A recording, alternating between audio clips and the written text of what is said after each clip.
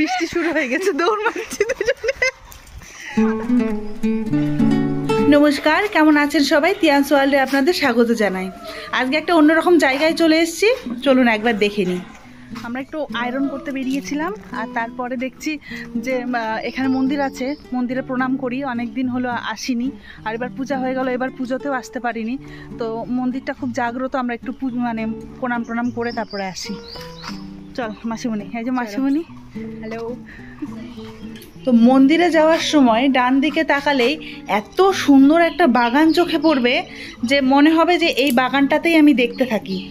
আর দেখুন, এটা লেবু বাগান, সব রকমের ফলই আছে, মানে গাছে শুধু লেবু ধরে আছে, পাতা নেই।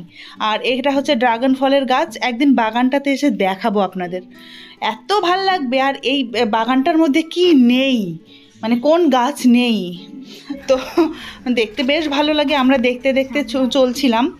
আর এই যেটা সরু রাস্তা আমাদের মন্দির যাওয়ার, মন্দিরটা দেখলে ফার্স্ট অ্যাট্রাকটিভ কিছু মনে হবে না, কিন্তু অ্যাট্রাকশানের অনেক কিছু আছে। এই মন্দিরটা একদম পুরোটা খোলা, মানে অনেকবার অনেকে এই মন্দিরটা বাঁধিয়ে ওপরে চাল টাল দিয়ে সব কিছু করার চেষ্টা করেছে, কিন্তু সেটা পারেনি। মা নিজের ইচ্ছেতে এরকম খোলা মন্দিরে থাকে, মানে থাকতে পছন্দ করে। আর এখানে একটা বেলগাছ আছে, আর তার নিচে থান আছে। ঠাকুরটা এখানে থাকে না সারা বছর। মাঘী পূর্ণিমার যে তিথিতে মায়ের পুজো হয়, সেই পুজোর দিনই এই ঠাকুরটাকে তৈরি করা হয়। আর তৈরি করে তারপরে আবার ওই দিন রাতেই পুজো করার পরে বিসর্জন করে দেওয়া হয়। এটা মায়ের থান, আর তার সঙ্গেই রয়েছে শীতলা মন্দির। এটা আমাদের গ্রামের এই মন্দিরটা ভীষণ জাগ্রত। আর গ্রামের যত লোকজন আছে, যাদের কোনো চাওয়া পাওয়া কিছু থাকে, সবাই এসে এখানে মানত করে যায়। আর 99% সবারই এই মানতটা পূরণ হয়ে যায়। তো পুজোর সময় দেখতে পাওয়া যায় এত পাঠা বলি হয়, আর এত রকমের মানে আয়োজন হয় যে অবাক হয়ে যাওয়ার মতন।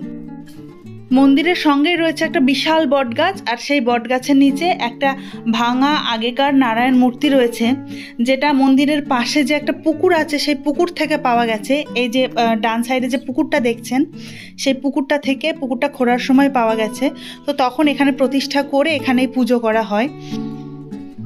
আমাদের গোটা গ্রামের যেখানেই বলবেন কালীপুকুর কোনটা, এখানে এনে দেখিয়ে দেবে, এটা কালীপুকুর নামেই পরিচিত।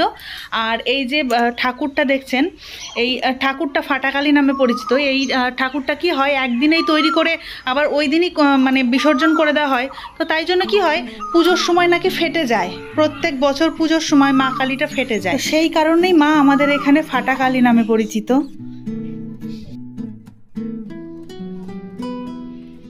এটা মায়ের সামনে যেটা দেখতে পাচ্ছেন, ওটা বোধহয় কাঠামো, আমি তো তাই দেখছি, দুটো কাঠামো রাখা আছে।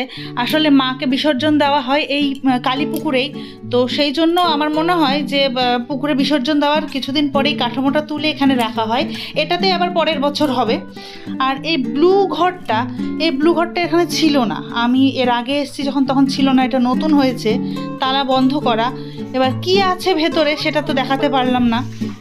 চিপচিপ করে বৃষ্টি পড়তে শুরু করেছে, এবার বাড়ি যাই, না হলে আবার বেশি জোরে হয়ে গেলে প্রবলেম। হ্যাঁ, ওপরে দেখ নাই, নিচে কি সুন্দর কাঁঠাল, দেখ কত বড়। চ, অন্যের বাড়ি বাবা।